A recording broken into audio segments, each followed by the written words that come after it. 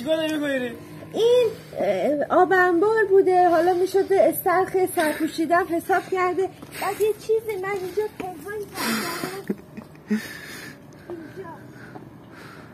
اینجا میبینید طلاها و جواهرات دوست داشتنی. یه عالمه طلاها با اینجا اتاق درست کردم، اینجا گذاشتم.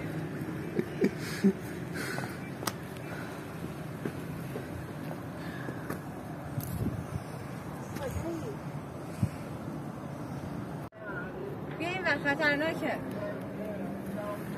اونجا بعد عکس خوبی میشه. وای چه عکسی میشه. چه صافم نبود. چوری کندن اون ورشو این ورشو راحتا این ورم راه داره. نمیشه در میره به تار نوادگانمون پیدا میکنه. تناب میندازه میام پای من گوشی با گوشی شوخی نه. الو اینجا قصر منه خانم، شما باش اینجا مال منه. این قلعه در سال 1200 به من هدیه داده شده است، مال منه. این قلعه بدون شوخی در سال 1382 به اسم قلعه سلسال ثبت شده.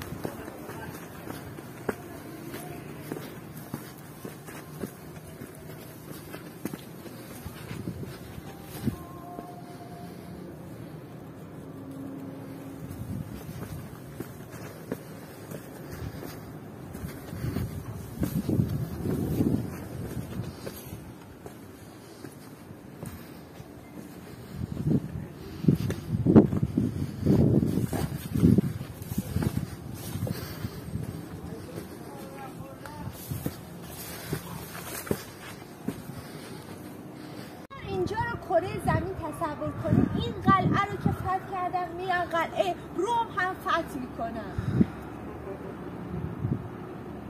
دیگه بالا اینجا میمانیم.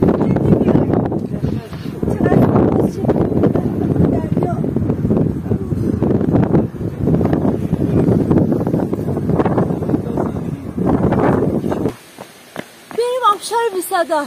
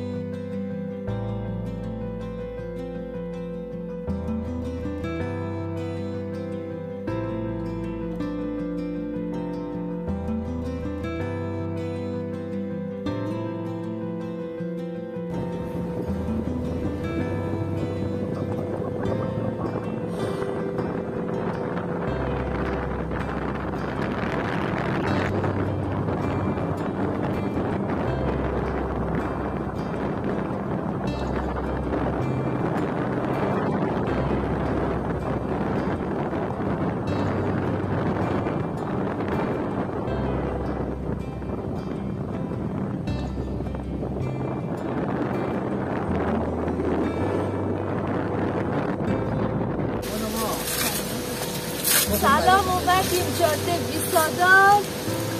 آقا منصور 3 ساعت منتظر ما بود چون مختلف بلال چی تنوری اصلا داریم همدیگه خالی. خوش آمدید.